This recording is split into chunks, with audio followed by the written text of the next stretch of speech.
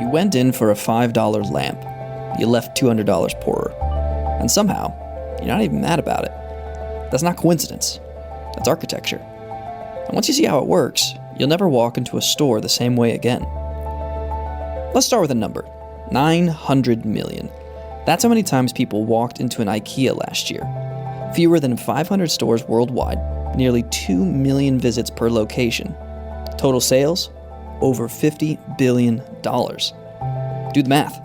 The average basket isn't small, and most people walked in for one thing. In 1956, an architect named Victor Gruen opened a mall in Minnesota, Southdale Center, the first fully enclosed, climate-controlled shopping mall in America. His idea? Create a space so immersive that shoppers would forget they had a purpose. No weather, no street noise, no reminder of the world outside. Just abundant, beautiful retail all around them. Wandering shoppers, Gruen found, buy far more than purposeful ones. IKEA didn't just adopt that idea, they rebuilt it from scratch. The first thing you do when you enter an IKEA, you go up an escalator, a ramp. Always. You've physically left the outside world. No parking lot in your sideline, no reminder of where you came from. You are somewhere else now, and that somewhere else has exactly one direction. The floor plan is a single winding corridor, one way, yellow arrows on the floor, furniture arranged in vignettes on both sides. It looks like a neighborhood. It is a conveyor belt. No windows, no clocks, almost no natural light. This isn't an aesthetic choice. It removes your ability to sense time passing. You don't know if you've been there 20 minutes or 90. Your phone might tell you, but you're distracted by a sectional sofa you didn't know you needed. The showroom comes first, room after room of staged living spaces, a perfect kitchen, a cozy home office, a bedroom that looks like a hotel in Copenhagen. You're not shopping yet. You're dreaming. IKEA isn't selling products. It's selling a version of yourself that lives in that space. By the time you reach the marketplace, the warehouse aisles, the flat packs, you've already emotionally committed. The rational brain was neutralized 40 minutes ago. And this moment has a name, the Gruen transfer. It's the instant when intent shifts, when you stop walking with a purpose and start walking with a feeling. When I need a lamp becomes, I wonder if we could redo the whole living room. Retailers track it in the data. Dwell time goes up, basket size goes up. The original list becomes irrelevant. IKEA's layout is engineered to trigger the Gruen transfer as early as possible and hold you there as long as possible. Here's what most people don't know. There are shortcuts. Doors cut into the walls throughout the maze, small signs. Employees know them.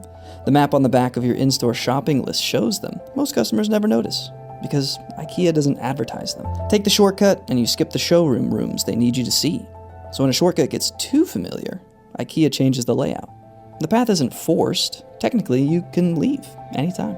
The architecture bets that you won't. The restaurant isn't an accident either. A good, cheap meal drops you back into the maze refreshed, emotionally reset. Hunger and fatigue are enemies of impulse purchases. IKEA feeds you so you don't leave before you've seen everything. Even the warehouse aisles at the end force exposure.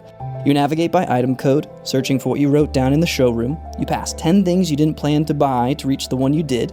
Every step. Deliberate. None of it by accident. Here's the principle underneath all of it. Decision-making degrades without anchors.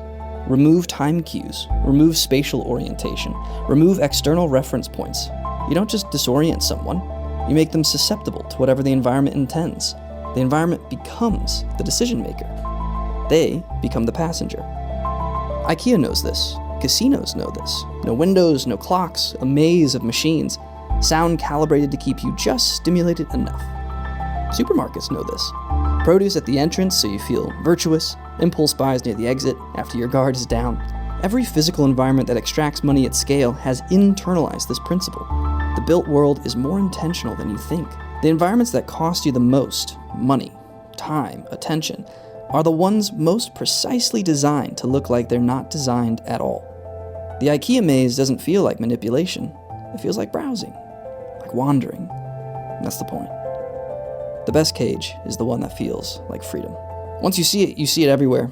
The Costco forced path, the casino drink, the Whole Foods produce section. Not there because vegetables are popular. There because it makes you feel like the kind of person who buys vegetables. And that feeling sets up every purchase that follows. The world is designed, most of it, by people who studied what you do when you think no one's watching. And you are always in someone's floor plan. Now you know.